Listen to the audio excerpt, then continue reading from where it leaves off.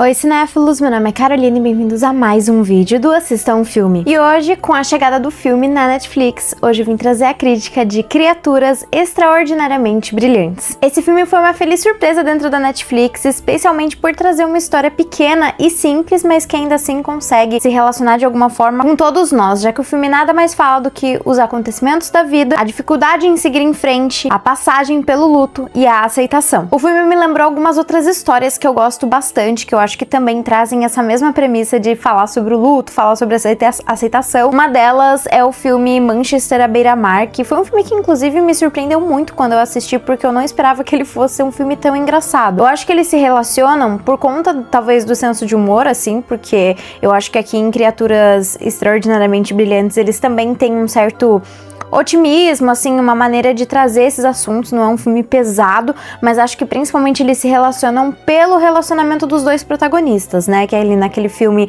era um tio e seu sobrinho, e aqui duas pessoas que acabam se conhecendo pelo acaso. E outra história foi o filme In the Bedroom, e esse filme também foi uma feliz surpresa, porque eu acabei descobrindo ele sem querer. Eu nunca tinha ouvido falar nada sobre esse filme, e eu descobri ele enquanto eu fazia o meu TCC, em que eu assisti os filmes indicados ao Oscar desde 1968 até 2025, e um dos indicados aí nesses anos todos foi o filme In the Bedroom, e ele foi uma surpresa muito feliz, assim. É um filme que ficou muito tempo comigo, que ele foi feito de uma forma muito interessante, então também fica a recomendação, porque o filme realmente vale totalmente a pena. Mas acho que aqui, principalmente, a forma como o luto é demonstrado, e a demora e a dificuldade de conseguir seguir em frente, de conseguir aceitar, de conseguir lidar com a perda, né? Acho que as duas protagonistas dos dois filmes têm algumas similaridades, pelo menos que eu senti ali, então também pensei bastante nesses dois filmes. O filme, então, tem direção de Olivia Newman, que também assina o roteiro juntamente com John Whittington. Inclusive, também é o responsável por outro filme da Netflix, que tem feito muito barulho ali na plataforma,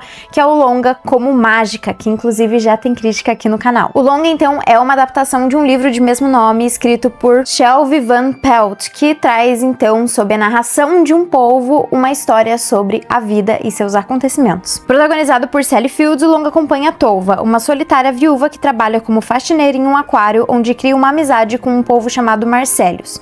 Prestes a decidir sobre seu futuro, ela acaba conhecendo Cameron, um jovem que busca encontrar o pai que nunca conheceu. Tova, então, usa do Marcellus como uma forma de desabafar e contar sobre os acontecimentos da sua vida e os próprios acontecimentos mundanos que ela passa. Porém, o polvo acaba sentindo dentro dela uma tristeza e realmente um buraco, uma coisa que ela não consegue seguir em frente, tentando ajudá-la enquanto vive dentro do seu cativeiro no aquário. De certa forma, Marcellus também é uma representação da solidão vivida ali pelos dois personagens, que apesar de estarem livres no mundo, né, ao contrário do Marcellus que tá preso dentro do aquário, eles ainda assim se isolam mesmo, ficam distantes dos outros e vivem com essa dor ali com eles. E por ser o narrador da história, o polvo traz as situações como ele as enxerga, então por conta disso rende algumas cenas bem engraçadas pelo polvo enxergar muitas dessas coisas de uma forma extremamente simples e nada sutil. Uma curiosidade é que quem dubla o polvo dentro da adaptação é o ator Alfred Molina, que é responsável por interpretar o Dr. Octopus nos filmes do Homem-Aranha. Nessa vida comum, a Tova acaba conhecendo o Cameron, um garoto que vai pra cidade, que é meio andarilho ali,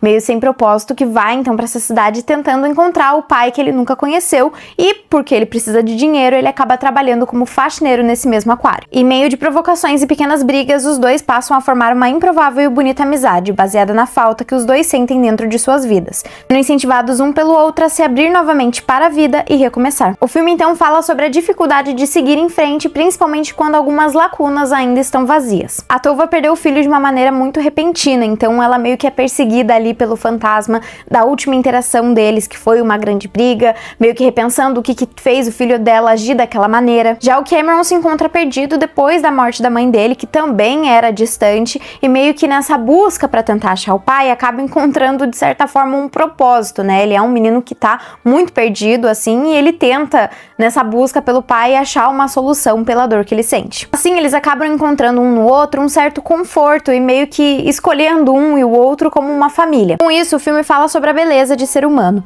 em especial por conta das emoções que sentimos e das conexões que criamos, ressaltando a importância de viver e estar aberto para os momentos tristes e felizes. Os dois, então, acabam criando uma relação muito forte, se identificando principalmente pela pela dor e por estarem ambos emocionalmente quebrados. Mas o que faz o filme funcionar é realmente a sua simplicidade e o fato de que ele aposta em ser o mais natural possível, conseguindo ser muito emocionante por nada mais retratar do que duas pessoas tentando seguir em frente, apostando em silêncios, conversas desconfortáveis e honestidade dos dois protagonistas. Inclusive, os dois atores têm uma química muito boa, fazendo com que fique extremamente incrível esse relacionamento que os dois criam. Mas o destaque mesmo fica com a Sally Field, que interpreta a Tova. Tova é uma mulher teimosa que já aceitou viver com a dor, mesmo que a destrua, algo que Marcellus rapidamente percebe, tentando a todo custo fazer ela e Cameron entenderem que ambos sofrem da mesma dor. Mas, e principalmente por ser interpretado por Sally Fields, a personagem é muito divertida e carismática e consegue roubar todas as cenas, tanto as mais dramáticas e emocionais,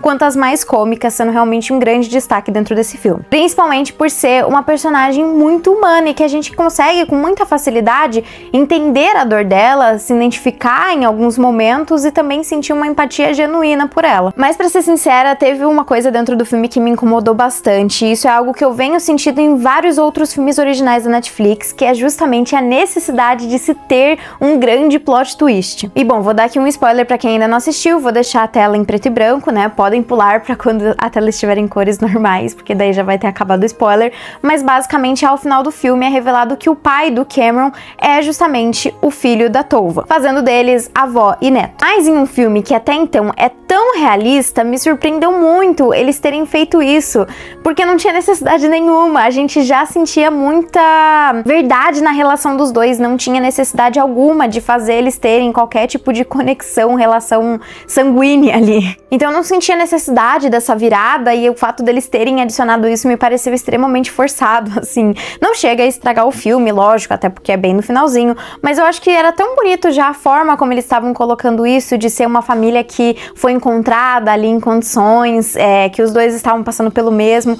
Agora pensando, né, o filme até me lembrou nessa questão de família um pouco do que acontece em Lilo e Stitch, em que você tem dois personagens que também têm seus problemas, têm suas questões e que encontram um no outro um momento de conforto.